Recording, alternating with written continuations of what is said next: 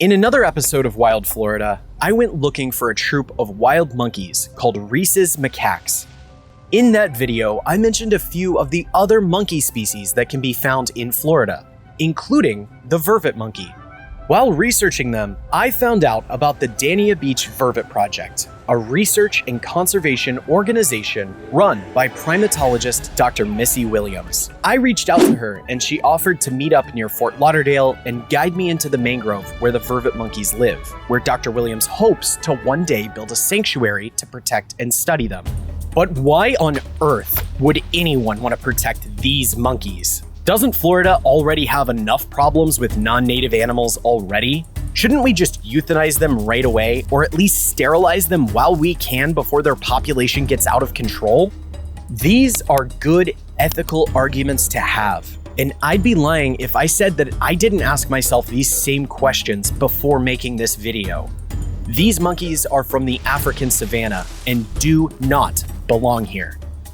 But this is where Dr. Williams saw the potential for something really special. You see, wild vervet monkeys are frequently used by primatologists to research behaviors, study social interactions, and conduct population surveys.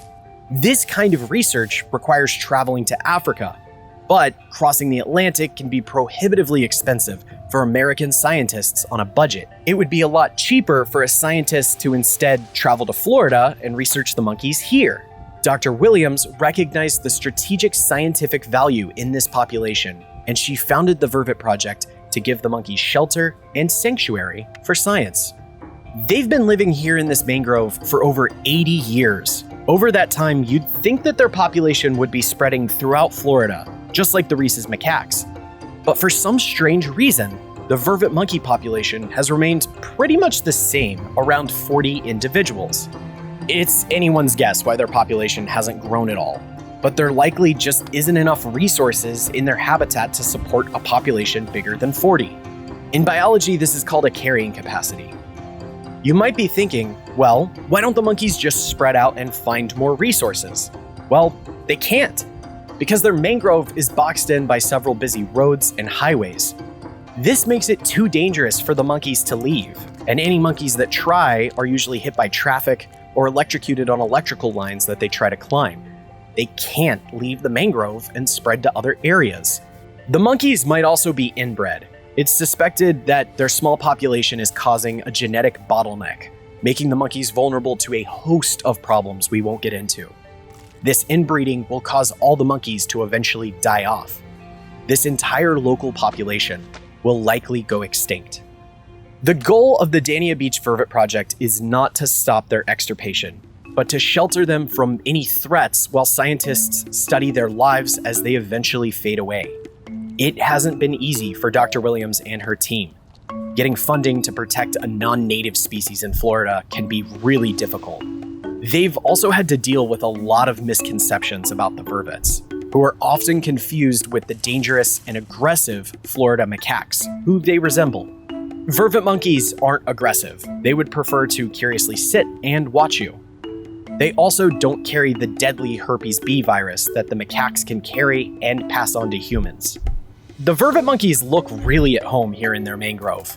It was really weird to watch them get along with other wildlife. It's not every day you see a raccoon and a monkey hanging out together, at least not in Florida.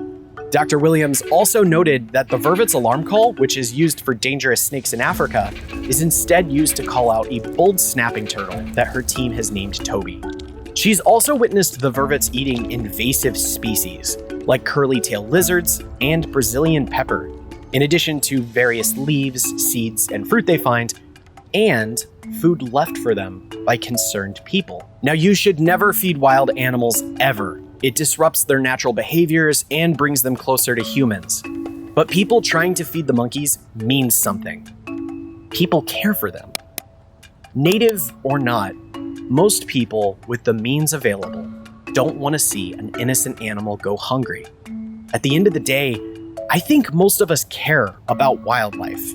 The situation Florida's vervet monkeys are facing is complicated, and there's a lot of different opinions surrounding them. Everyone has their own opinion, and I want to hear yours down in the comments. I'm still deciding on my own opinion, but the one thing that continuously sticks out to me is that even though these monkeys aren't from Florida, like many of us that live here, they don't know anywhere else but the Sunshine State to call home. Caring for them and making them a home is the kind of compassionate action Dr. Williams and her team is trying to provide these curious little creatures. So, I'm Zak Cole, this is the Vervet Monkey, and thanks for checking out what makes Florida so wild. I want to give a special thanks to Dr. Missy Williams for bringing me out to her monkey mangrove. There's a link to the Dania Beach Vervet Project down in the description below. I know her organization would appreciate any support you're willing to offer. If you want to know more about the Rhesus macaques of Florida, there's a link on the end screen to that video. Be sure to subscribe to the channel and give this video a share. Thank you so much for watching, and I'll see you on the next one.